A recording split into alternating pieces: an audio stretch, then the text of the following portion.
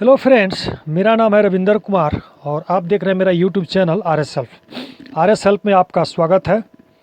तो आज हम लोग ये मैया का जो है गीत सीखेंगे। एक फ्रेंड्स का कमेंट था कि इस गाने का नोट्स बताया जाए। गाने का बोल है कि मचिया बैठल शीतल मैया झारे लंबे हो केस। तो आज इसको हम लोग सीखेंगे और पहले हम लोग म्यूजिक के साथ देखेंगे। इसके बाद जो है आप लोग को स्टेप बाय स्टेप एकदम स्लो में मैं बताऊंगा, ताकि जो है आप लोग को एक वीडियो में ही आप लोग को बजाने को आ जाए, दूसरा वीडियो देखने की ज़रूरत ना पड़े। तो चलिए शुरू करते हैं। पहले म्यूजिक डाल देते हैं और गाना जो है यहाँ से डायरेक्ट शुरू होगा। सही है। तो ये हमने म्यूजिक स्टार्ट कर दिया और यहाँ से शुरू कर देना है। मचिया बैठल शीतल मैया झारे लमी होके। मचिया बैठल शीतल मैया झारे लमी होके।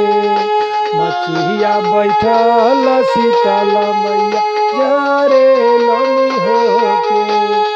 मचिया बैठल शीतल मैया झारे लमी होके। मचिया बैठल शीतल मैया झारे लमी होके। कथी के रे कन्हई शीतल मैया कथी के होता। कथी के रे कन्हई शीतल मैया काहे के होता।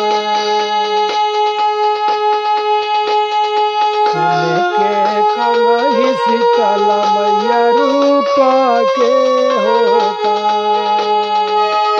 मचिया बैठल शीतल मैया होके।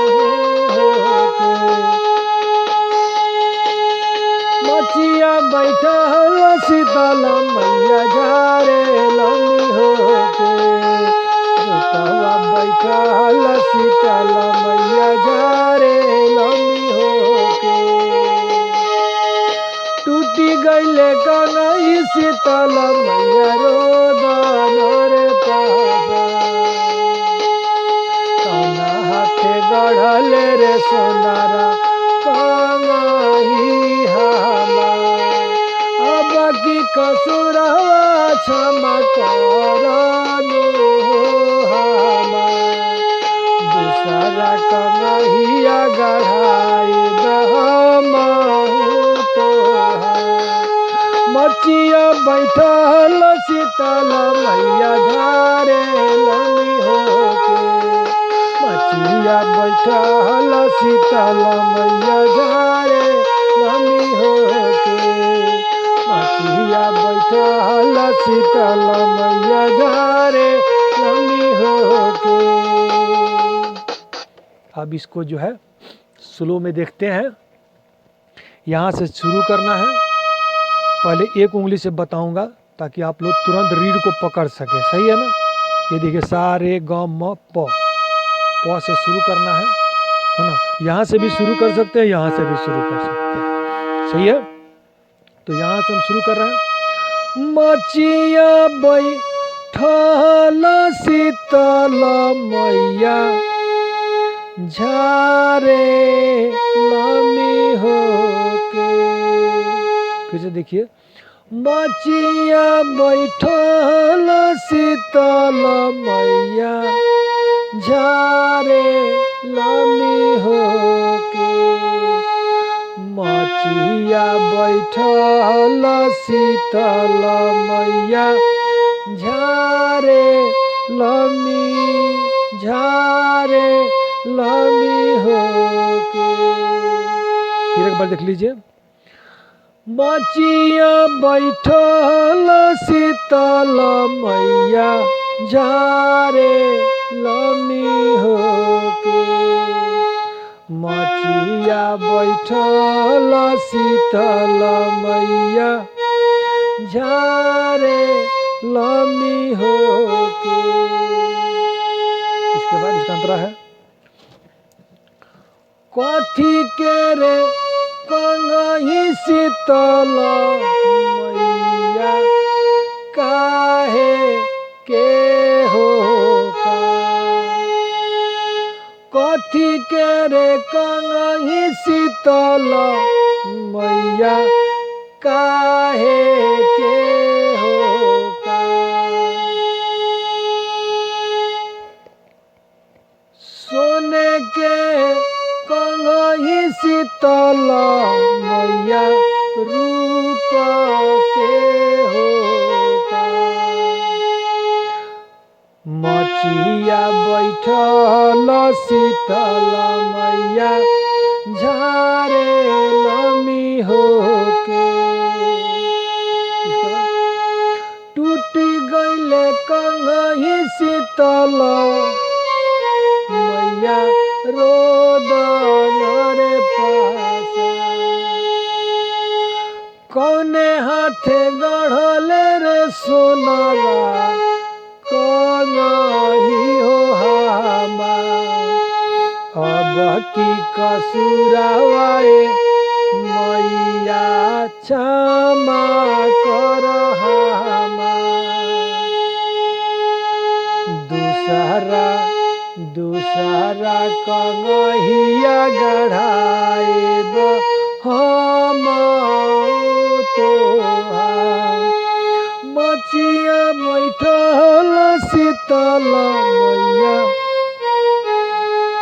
झारे लमी हो के मचिया बैठल शीतल मैया झारे लमी हो के जब उंगली बढ़ जाए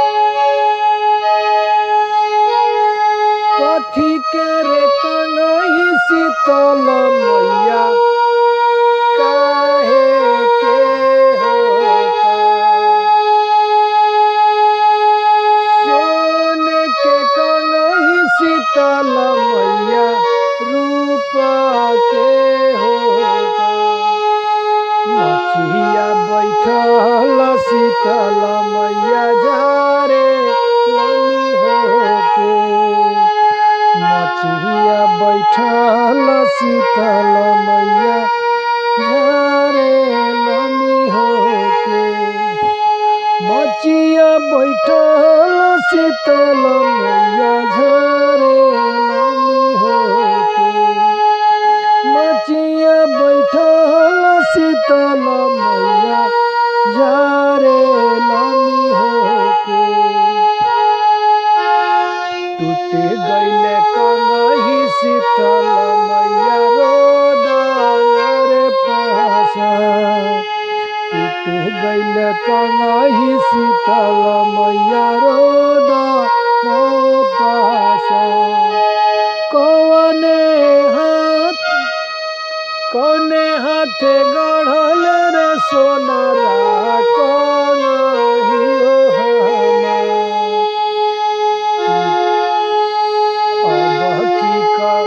अब की कसुरावाए मैया क्षमा कर हामा दूसरा कंगहिया गढ़ाइब हम तोहार मचिया बैठल शीतल मैया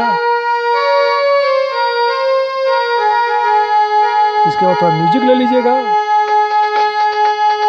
मचिया बैठल शीतल मैया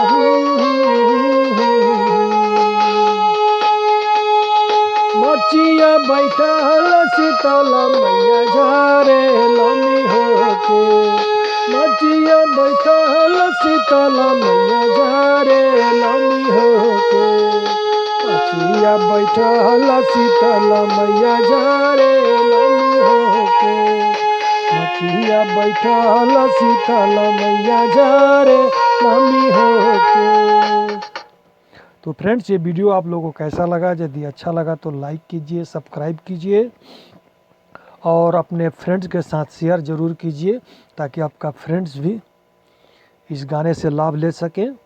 और मेरे चैनल पे नए हैं तो लाइक कीजिए, सब्सक्राइब करके बेल का घंटी ज़रूर दबा दीजिए। ताकि कोई भी मेरा वीडियो का नोटिफिकेशन सबसे पहले आपको मिले। तो चलिए मिलते हैं नेक्स्ट वीडियो में। Thank for watching friends.